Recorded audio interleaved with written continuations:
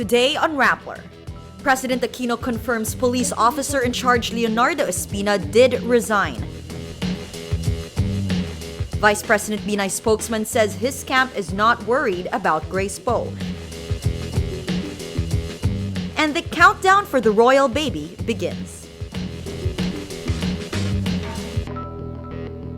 Hello, I'm Natasha Gutierrez. This is Rappler's Wrap for Today, a list of the most important events around the world you shouldn't miss. President Benigno Aquino confirms police officer in charge Leonardo Espina turned in his resignation, but the chief executive has yet to act on it. Aquino adds he will accept Espina's resignation as soon as a new PNP chief is appointed. The acting police chief speaks up Friday, saying he didn't want to get in the way of the president appointing a new police chief. Espina has been vocal about the need for the Philippine National Police to have a new full-time chief sooner rather than later. But Aquino asks for patience as he continues to screen contenders for the post. Espina continues to lead the PNP through its biggest crisis, the Mama Sapano encounter that cost the lives of 44 elite policemen. He became interim chief last December when Police Chief Alan Purisimo was suspended for corruption charges.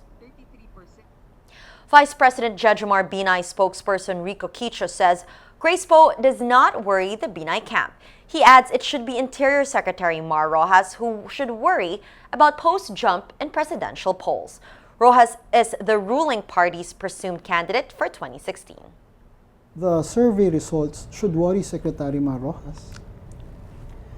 Because if Senator Grace Poe is closing in, right, it would not be for the best interests of Secretary Mar Rojas. Quicho also hits critics for using the Senate probe to tarnish Binay's reputation. If you are invited in the House, and you know that your host will have the demeanor of Senator Trillanes, you would have the prejudgment of Senator Cayetano, and you know sometimes the naivete of Senator Pimentel. Would you answer that invitation? You know, we have answered all. On Thursday, lawyer Renato Bondal accused Vice President Jejomar Binay of overpricing a housing and relocation program, but admitted he does not have the documents to back up his claim. The last time I checked, and you know, he who alleged must prove it. right, They're trying to allege it. Now they want the Vice President to answer. But my question is, and I pose this challenge, where is the evidence? Government Peace Panel Chair Miriam Coronel-Ferrer says the Senate hearings reveal misconceptions on the Bangsamoro Basic Law.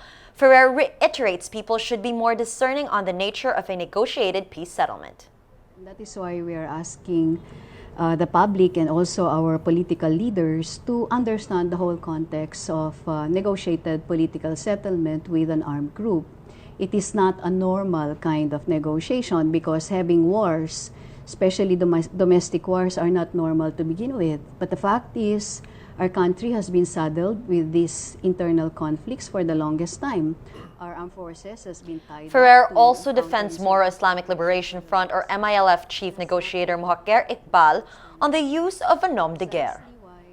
Well, to begin with, we know whom we were talking to. That's the most important thing. And there is no other person claiming that he is Mohaker Iqbal or he is not Mohaker Iqbal, the person who signed the agreement in behalf of the Moro Islamic Liberation Front. So as far as the agreement is concerned, Ferrer says the peace process is not about individuals, but about the nation's future. At the end of the day, it's not about this president, it's not about this panel, or just about Mr. Iqbal. At the end of the day, it's about the future of the country and how we see ourselves relating to a population of the country that has been alienated from the national government for the longest time, and how we will also deal.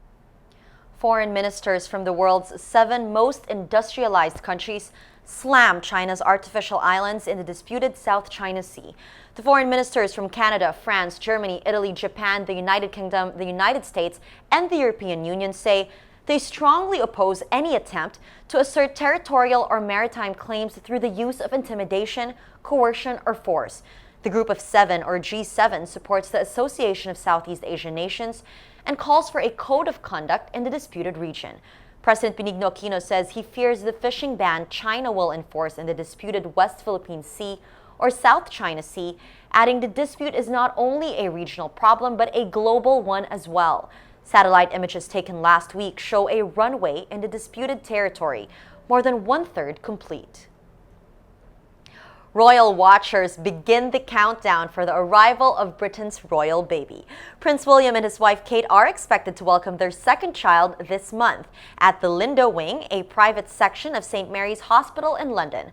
Their first child, Prince George, was born in 2013. While Kate's due date was not made public, parking in the area has been suspended until April 30 for a special event. For those on desktop, click on the links on your screen. You can also click on the tabs below to go to a story in the video. And for those on smartphones and tablets, the links can be found below the video.